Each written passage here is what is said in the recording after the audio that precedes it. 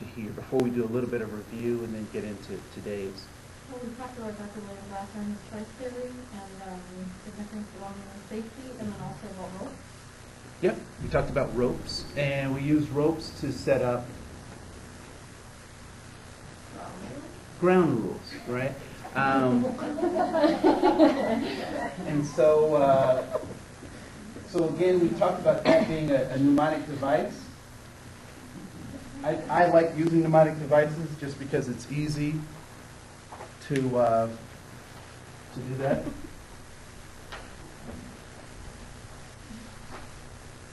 And so,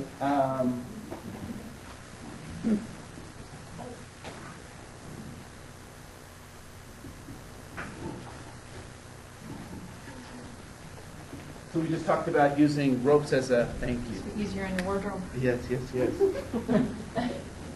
So we talked about this being a framework for developing ground rules or how people will interact.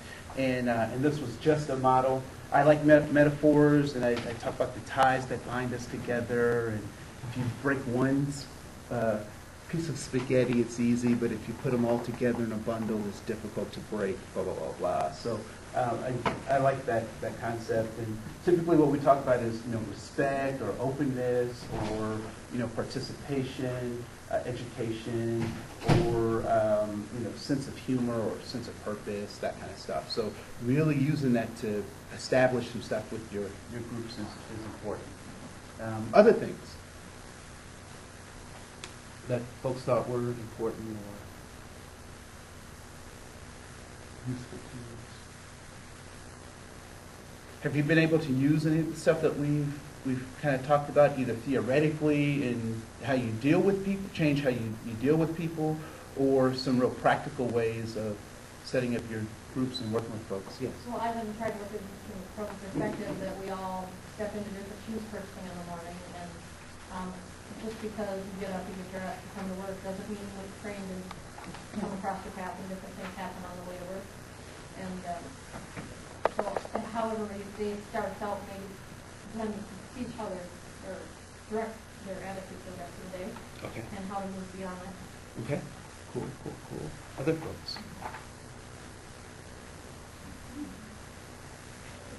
And I shared this before, but I really, once I had a better understanding of attitude and its relationship to goal setting, I've really been able to deal with people much more effectively, professionally as well as in my personal life.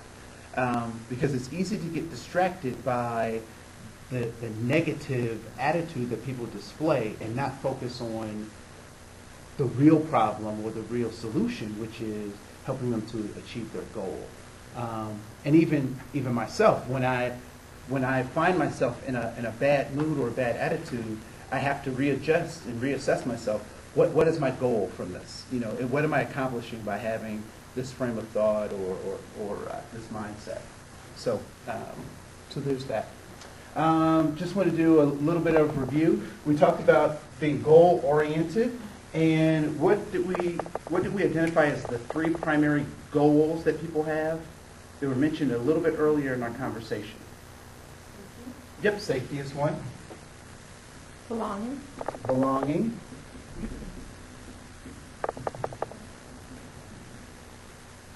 And what was the last one? Oh, signs of the times. Signs of, so we got safety, we got belonging, and significance. Everybody's like, I couldn't totally give it away, so signs, significance.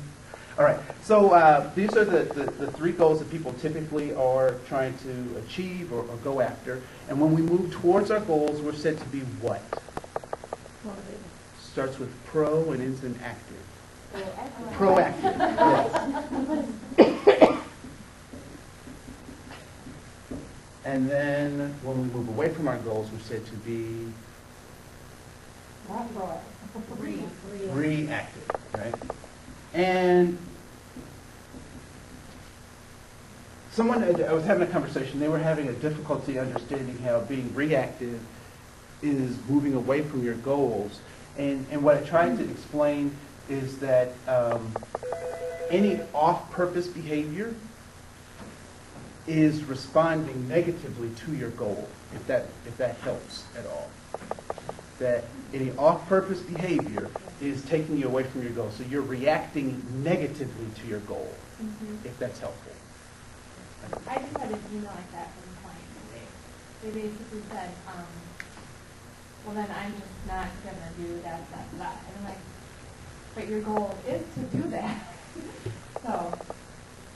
So how did you? I did not respond via email because I knew that was not good of anyone. So I called and I just kind of read into it and we talked about it and everything went fine.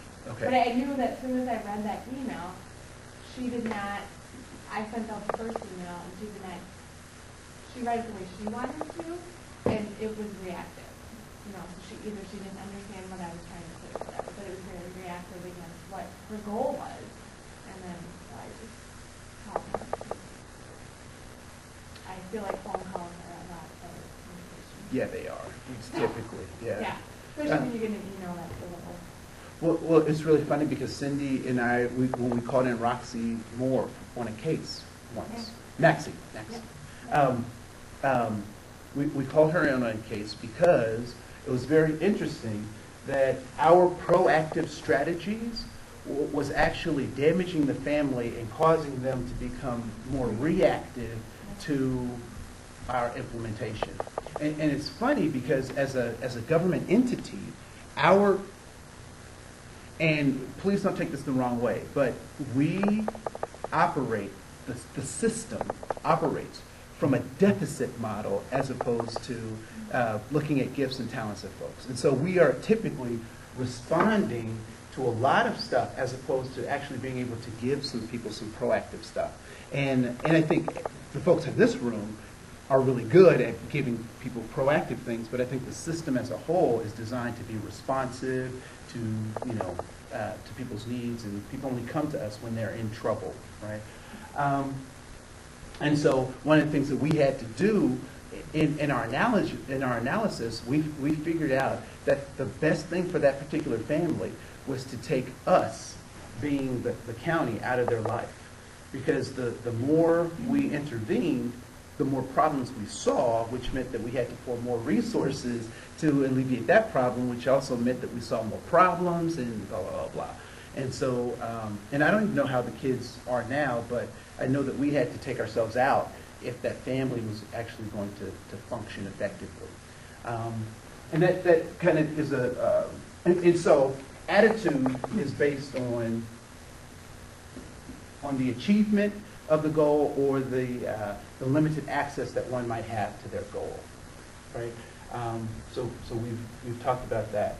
I want to shift that over a little bit into looking at groups' responsibilities, and as leaders of groups and of meetings and working with folks.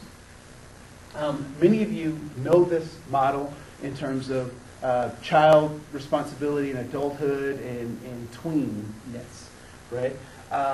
So here we have individual responsibility on this end, and then we have group responsibility on this end.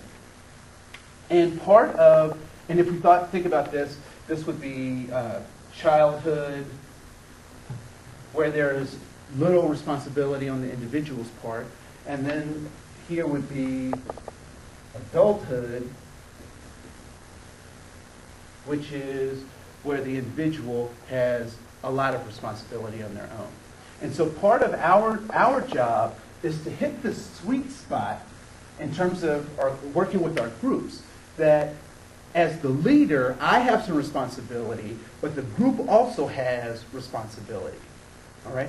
And so we've got to measure how do we get this even balance of responsibility on both parts so that we have an effective team. Because if we don't, what typically happens is this kind of stuff, where we have the top and then we have the stuff down. And the people at the bottom typically don't have a lot of, or don't feel that they